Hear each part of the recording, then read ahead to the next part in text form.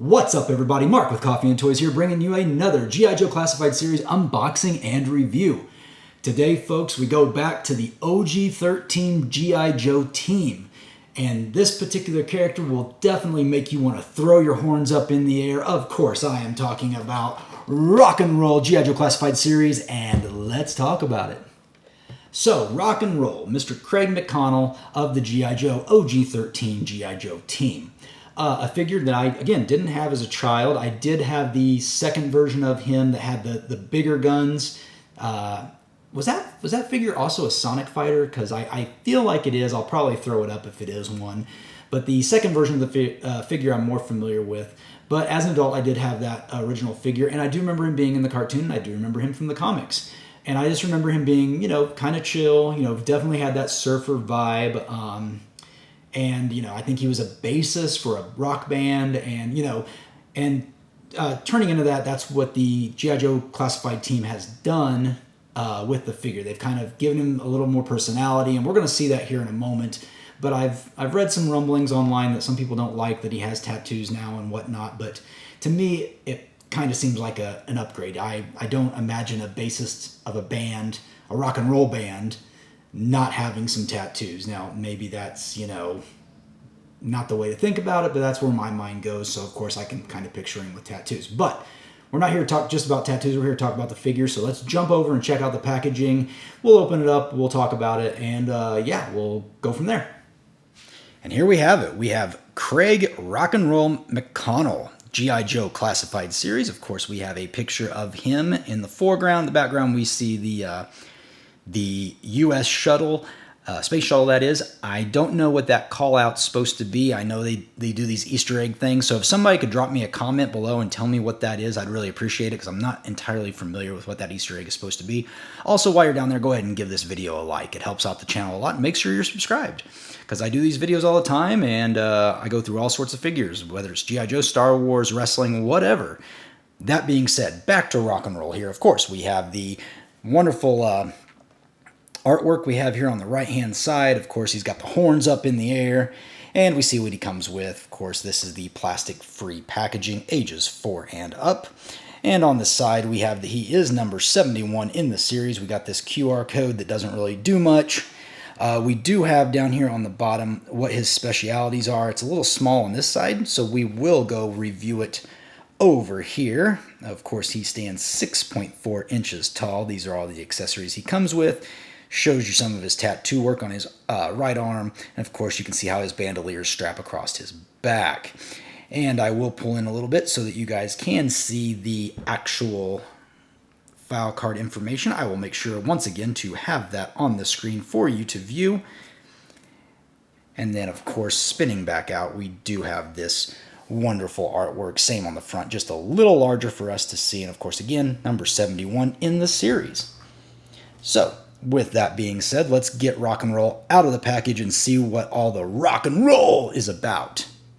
Okay, we have Rock and Roll out of his packaging, presented to us. He looks very cool. The bandoliers were already strapped on him. Now, this head sculpt, I believe, is very good. Nice full beard on this gentleman, as he should have. And he's got kind of just that sandy blonde hair that's just swooshed over to the side. I mean, this is another... The Hasbro team does such a great job with the head sculpts, for the most part. Falcon notwithstanding. I mean, this is another great head sculpt. Definitely, you're gonna know immediately if you're a G.I. Joe fan that this is Rock and Roll. No doubt about it. Looking solid. Now, just looking more through the figure. Of course, he has tattoos up and down his arms. And that's what I was talking about earlier. They've kind of taken some liberties with him to kind of modernize him and show us those new tattoos and just saying, hey, this is not, pardon me getting a drink of coffee, this is just not a guy that's a G.I. Joe. This guy is a rock and roll. He lives up to the name. And he's got these little bandoliers on his arm, or at least on this arm, with some extra bullets in it, which I think is really cool. I think that's a nice addition. And of course, he's got this leather wristband on the other hand, which, is just kind of a thing you see with people in bands, right? I mean, he's going to be strumming with this hand, and they just kind of, it's a nice little extra feature they've given him. Of Of course, he's got his canteen right here. He's got something can plug in there. We'll investigate that here in a minute. This is a little loose. This was actually pulled all the way down to here when I got him out of the package, so I had to slide it back up. And of course, he's got where his pistol can fit into his holster. Going around to the back, you can see where the bandoliers cross, the plug for his backpack. Actually, he doesn't have a backpack, so I'm not really sure what we're going to put there. But it's a standard base. I think this might be shared with a few of the other figures, maybe even Breaker. I think he might have the same body. I don't actually own Breaker anymore. I need to pick him up. Moving down a little bit, of course, we have the olive green pants. The knee pads are interesting. I'm not sure I recognize those. And of course, the standard boots that I think are on like Stalker and probably Breaker as well. Let me zoom out a little bit here so you can see him better. And of course, we'll stand him up here. So, of course, that Breaker doesn't just come as a figure himself. He comes with some accessories. And what I think is interesting, well, we'll just get into it. First thing that's interesting is he actually comes with more accessories than a normal G.I. Joe, and part of that includes an alternate set of hands. Of course, we mentioned earlier, and we'll just talk about this one first, it is his devil horns with his tattoo on his hand, and of course it's the tattoo of the bottom of a skull, so he can hold it up to his face. It's a very popular tattoo, but he also comes with an alternate fist as well for his right hand. And G.I. Joes, for the most part, don't come with extra hand accessories unless they're deluxe. At least I'm not thinking any of off the top of my head. Most of the time they just come with these gripping hands. So, not to go too far off tangent, but this is a basic figure that comes with alternate hands. So Hasbro, I've said it in my other videos, give us alternate hands. We all don't need just, these trigger fingers on both hands. You can give us fists. You can give us open hands. Give us more. Obviously, it's not costing the bottom line more, because this figure does come with a lot. There's a lot of newness with this figure. And of course, moving on from that, we might as well just talk about his big old assault rifle first, which I don't remember the name of it off the top of my head. If somebody could drop me a comment, tell me what type of assault rifle this is. Of course, it's got the bipod, and it's interesting because they actually made it. It's two independent stands. I figured it'd just be one that swings down, but it's actually two separate ones, so that's really cool, and they're done in the green color. Of course, the opening of the gun can have alternate, you could use that Viper pack smoke that you could stick in the end of the barrel, make it look like you just fired it. Very nice gun otherwise. It does also come with the clip that goes on the bottom of the gun. I believe, I could be wrong. Am I wrong? No, it does go in there somehow. You know me, I like to do this live, not really, try things beforehand. It looks like it plugs in right here, as it should. So it's got two pegs, and they just peg in, I assume, like this. Actually, I think I have it backwards. They're upside down. Okay, so it goes like that. Or at least that's what I am being led to believe. I don't know. What do you guys think? Is this the right way? Figured I guess it goes in at the top. That would make sense. But hey, we'll accessorize more here in a minute.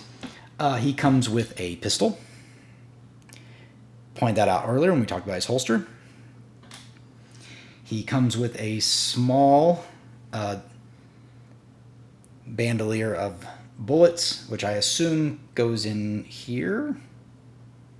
So you can make it look like he's almost ran through a clip, I guess. I'm not sure. I'll have to take that off camera and look at it. He does come with a walkie-talkie. So that is what pegs into his backpack, and I think that's really cool as a communication device. Who knows anything about walkie-talkies? Is this a modern-day walkie-talkie used by our military? I'm going to assume it is. He does come with one long bandolier strap, or ammo belt, I guess I should call it.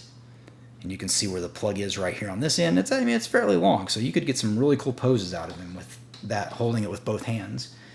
And then finally, he does come with a helmet that happens to say Hang 10 on it.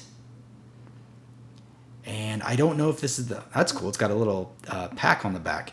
Anybody know what goes in these? Is it separate? Nope, it's molded on.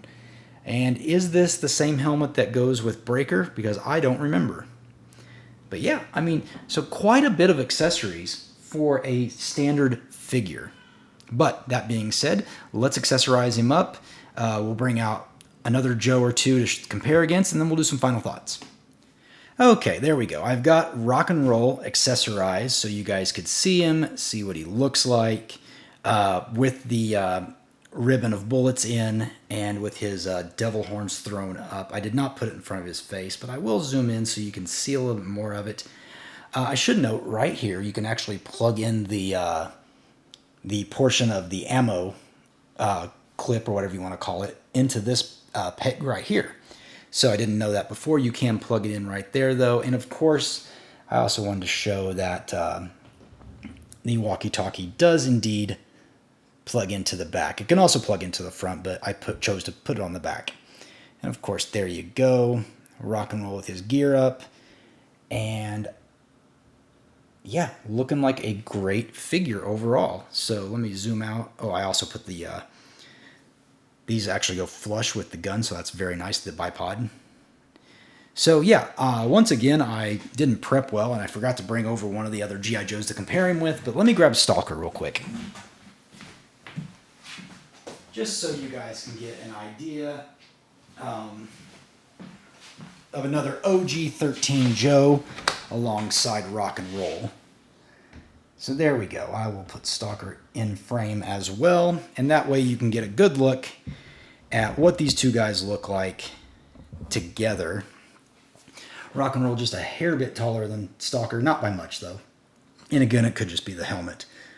But yeah, they're two OG G.I. Joe teammates. I like it. I love how it looks. I can't wait to put Rock and Roll on the shelf. But what do you guys think of Rock and Roll altogether? Do you think this is worth the pickup? I think I would almost say it's obvious that, yes, this is a pickup, but some people might not want this version of Rock and Roll. Maybe they want the later version too. But I think he's worth picking up. I think he's great because he comes with extra accessories. So just again to say it, all the accessories he has on himself, he also comes with the alternate hands and, you know, the extra smaller ammo belt, in addition to what he's already got on. So again, this is a figure that comes with more parts and pieces than the average Joe figure, in my opinion. At least coming with alternate hands. I think that's something Hasbro should do moving forward. I liken it to the Mattel WWE figures.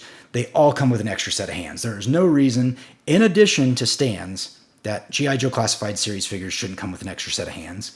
One for gripping, one for punching, you know. I think that's just an obvious thing they should do. But what do you guys think? Drop me a comment down below. Let me know if you've made it this far. Once again, like the video. Make sure you subscribe. I do these videos multiple times a week, and I love doing these reviews, especially of the Classified series. For those of you that have subscribed, thank you so much. For those of you that have liked these videos, thank you so much. Otherwise, I'm Mark. This is Coffee with Toys, and I'll see you later.